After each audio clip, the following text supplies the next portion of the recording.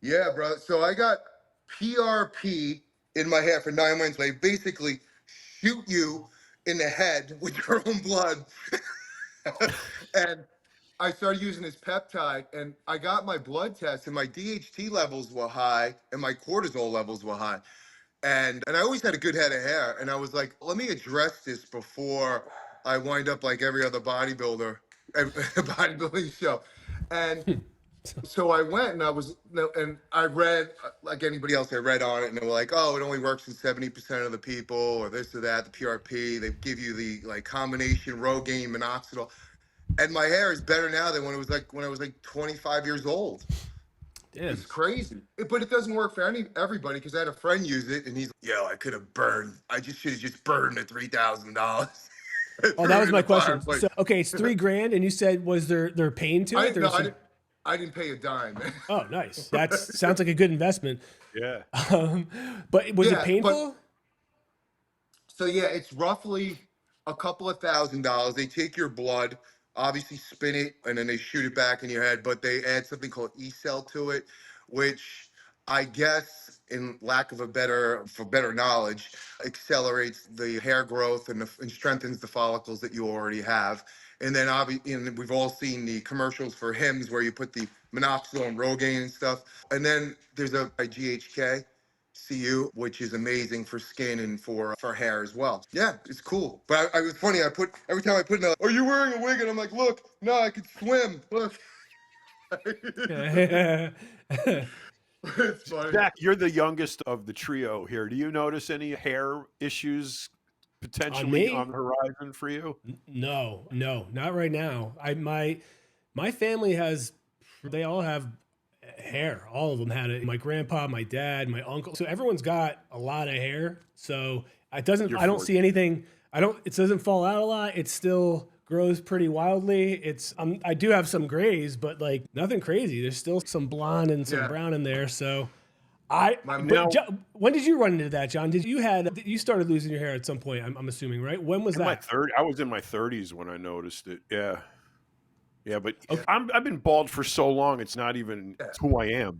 Yeah. But right now, though, there's guys like totally bald, going to Turkey. And Turkey is like getting famous now for these insane hair transplants. There's a ton of guys in our industry that have already gone.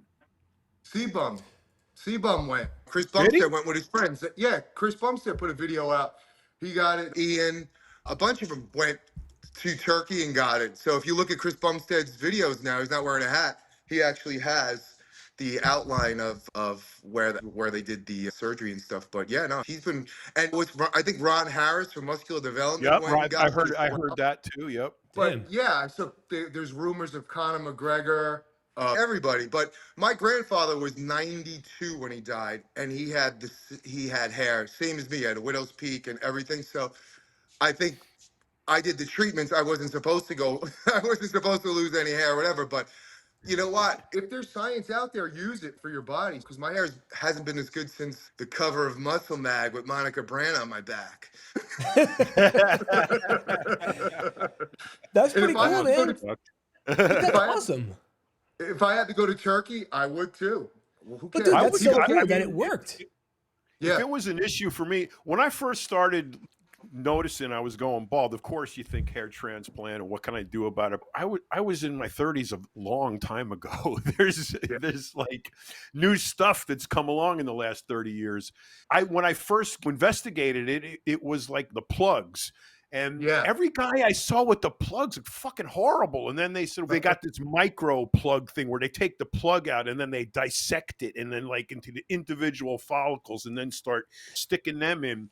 And then I asked the guy, okay, so if my hairline is going like this, okay, and it's right now you put the plugs in and it goes up to here. What happens when the hairline keeps going like that? Oh, you got to come back and you get another treatment. And so these are $12,000 a pop 30 years ago. Okay, what's that in today's dollars? So $2 trillion. Boat, hair plugs, boat. I chose boat. So, you gotta have a good shaped head. Like I have, like my head's not. If you have a good shaped head, you can get away with it. Look at The Rock or people like Yeah. that. But I have a slight cone on my head. Yeah. So if I I look shave it, bizarre. yeah, it I would look look way bizarre weird, too. dude. I look, I Like shaved my this, head like, once, and man, I look so awkward. You did? Oh, yeah, I did when I was younger. And it was, I looked at myself and I was like, oh God, like hideous, just atrocious. And I was like, I'm better off with hair. Plus, I feel more I feel better with hair. I told you this before. It's a self-confidence thing. I like to have some coverage. I like to be able to hide when I need to. And that's why I it was like this. it, yeah, All these people, they exactly. push it forward with the broccoli. Like they go like this and like, Oh yeah, yeah. what's going Yeah. on? Yeah. For me, it's total freedom because I ride motorcycles like constantly, so I'm always putting a helmet on.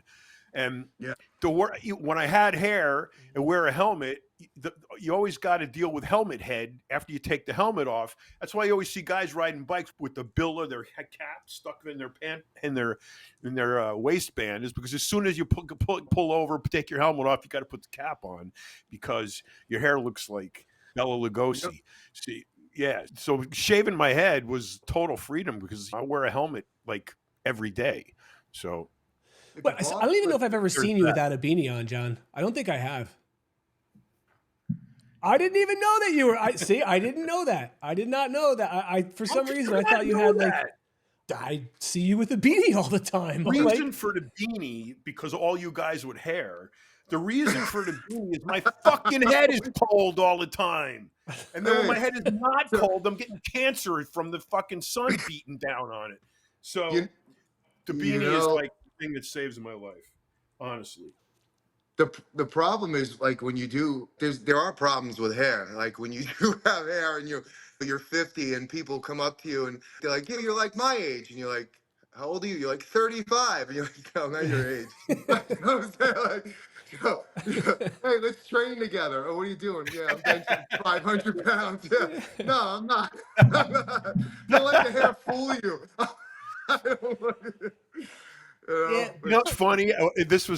I was at some convention somewhere, bodybuilding show or whatever that was going on in a convention center, and there were it was giant. There were multiple events going. I think it was in Orlando, and the couple ahead of us were looking for the bodybuilding or the powerlifting or whatever it was, and they asked somebody with this blazer on that worked there, "Where's the event?"